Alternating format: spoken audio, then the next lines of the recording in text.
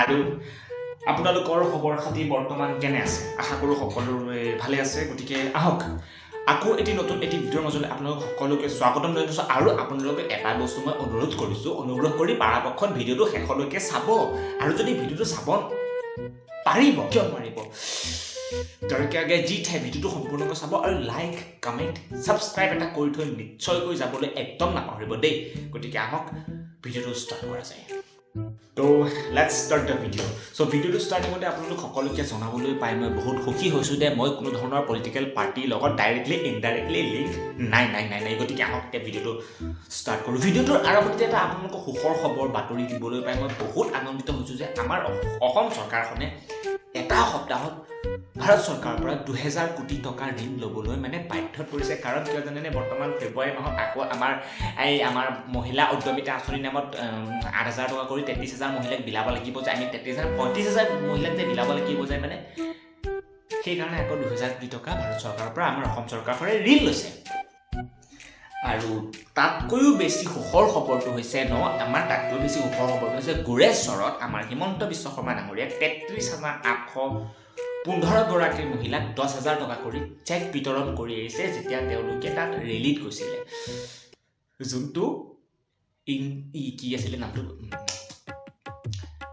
Election commission of ইণ্ডিয়াৰ rule হিচাপে চাবলৈ গ'লে ইলেকশ্যনৰ আগত এনেকৈ ডাইৰেক্টলি পইচা বিলাটো কমপ্লিটলি ইলিগেল। কিন্তু বিজেপি চৰকাৰখনে এইটো কৰিব পাৰে, কাৰণ ইলেকশ্যন কমিশ্যন অফ ইণ্ডিয়া ফালনা তেওঁলোকৰতো বিজেপিৰে এটা অংশ চাগৈ। এতিয়া আশ্চৰ্যজনক কথাটোলৈ আহোঁ। আপোনালোকে যদি মন কৰিবলৈ বিচাৰে তেনেহ'লে অলপমান কৰিব পাৰে, কৰিবই লাগিব। ভিডিঅ' চাইছে দিলে মন কৰিবই লাগিব। 10টো মন কৰিবলগীয়া কথাটো এইটো হৈছে যে আমাৰ চৰকাৰখনৰ হাতত 40,000 কোটি টকা ফ্ৰী কোটাত বিলাবলৈ আছে, কিন্তু আমাৰ অসমৰ আৰ্থিক হস্পিটেলসমূহত যে বেছিক ফেচিলিটি যে নাই, সেইটো কেতিয়াও চকুতেই নপৰে।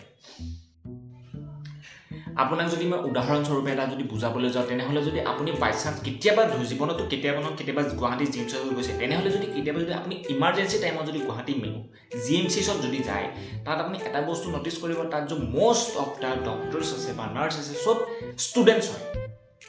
তাত ডক্টৰ্ছ ক'ত? গুৱাহাটী জি এম চি হস্পিটেলখনৰ তাৰ চাৰিওপাশৰ চৌহদৰ অৱস্থা দেখিলে আপুনি ক'ব যে মাছৰ বজাৰ নে এখন হস্পিটেল। আপুনি গুৱাহাটী জি এম চি এছখনৰ যেতিয়া ভিতৰলৈ সোমাই যাব, যেতিয়া ইমাৰ্জেঞ্চি ৱাৰ্ডত সোমাই যাব, তেতিয়া ইমানেই মানুহ চাইডে এইটো হিচাপত বহি থাকে, এইটো হিচাপত মানুহ খোৱা বোৱা কৰি থাকে, এইটো হিচাপত থাকে। ট্ৰেইন ষ্টেচনতো তেনেকুৱা অৱস্থা নহয়। অকল Guwahati G M C H বুলিয়ে নহয়, অসমৰ যোনবিলাক সৰু সৰু প্ৰাথমিক চিকিৎসালয়বিলাক আছে, এক্সাম্পল তেনেকৈ আপোনালোকে এইটো চাই লওক। চিকিৎসালয় আৰু ইয়াত ভেকচিন নাই। এটা কুকুৰে বা মেকুৰী যদি কামোৰে 24 ঘণ্টা তাৰ ভেলিডিটি থাকে, 24 ঘণ্টাৰ ভিতৰত ভেকচিনটো মাৰিব লাগে। আৰু ইহঁতে কিমান টাইম দিছিলে, কেতিয়া আহিব বুলি কৈছিল? বিহুৰ পিছত আহিব। এইটো কোনো কথা হ'ব পাৰে নেকি? ধৰি লওক য'ত আনকি বেছিক এটা ইনজেকশ্যনৰ সুবিধাও আজিকালি নাই। কিয়?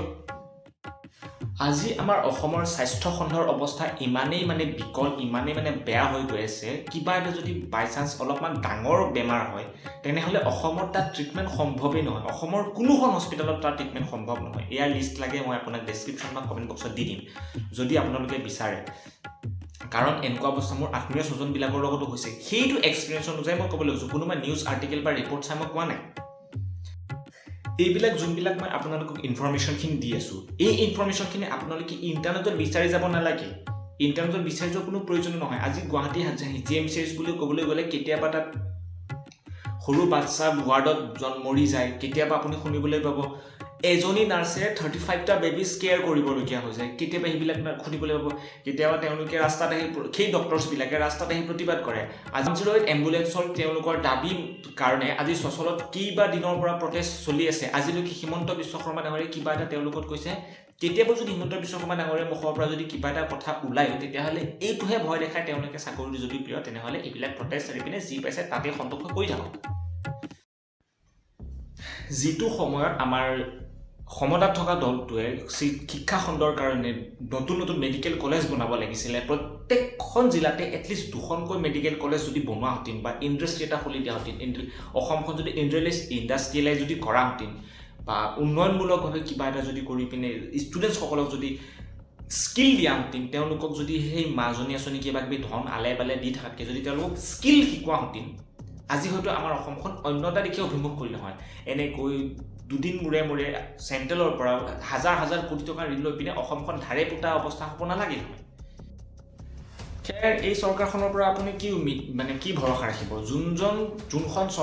যোনখন চৰকাৰে এজনী মহিলাক সামাজিক মাধ্যমত অত্যাচাৰ কৰাৰ পাছতো সেই ব্যক্তিজনৰ ওপৰত কোনো কানুনী ব্যৱস্থা নলয় আৰু সেই ব্যক্তিজনে যেতিয়া আন এজন ব্যক্তিৰ কাৰণে ন্যায়ৰ কাৰণে যুঁজ দিব তেতিয়া তেওঁ চৰকাৰৰ বিৰুদ্ধে যাব তেতিয়াহে তেওঁৰ ওপৰত ৰাষ্ট্ৰদ্ৰোহৰ আইন লগাই জেলত ভৰাই থ'ব মই ভিক্টৰ দাসৰ কথা কৈছোঁ জুবিনদাৰ প্ৰতিবাদত যে তেওঁ আজিলৈকে জেলত সোমাই থৈছে অসমত স্বাস্থ্য খণ্ডৰ কথা ক'বলৈ গ'লে অকল GMCs বা অসমৰ সৰু সৰু প্ৰাথমিক চিকিৎসা খণ্ডৰ কথাই নকওঁ কাৰণ আজি অসমত যিমানবোৰ প্ৰাইভেট হস্পিটেল আছে উদাহৰণস্বৰূপে যদি আপুনি গুৱাহাটীত আহি কিবা এটা যদি বেছিক যদি আপোনাৰ ট্ৰিটমেণ্টৰ কাৰণে যায় আপোনাৰ 30-40 হাজাৰ টকা মিনিমাম টকা খৰচা হ'ব এই খৰচাখিনি এগৰাকী সাধাৰণ মানুহৰ কাৰণে বহন কৰিবলৈ বাৰু সহজ হয়নে এইটো এটা প্ৰেক্টিকেল হয়নে বাৰু So that is it today for guys. আশা কৰোঁ ভিডিঅ'টো চাই ভাল লাগিলে যদি ভিডিঅ'টো চাই ভাল লাগিছে লাইক কমেণ্ট শ্বেয়াৰ ছাবস্ক্ৰাইব কৰি হিমন্ত বিশ্ব শৰ্মাৰ ওচৰলৈ পঠাই দিবলৈ একদম নাপাহৰিব আপোনালোকে ইয়াতে আছিলে বাই বাই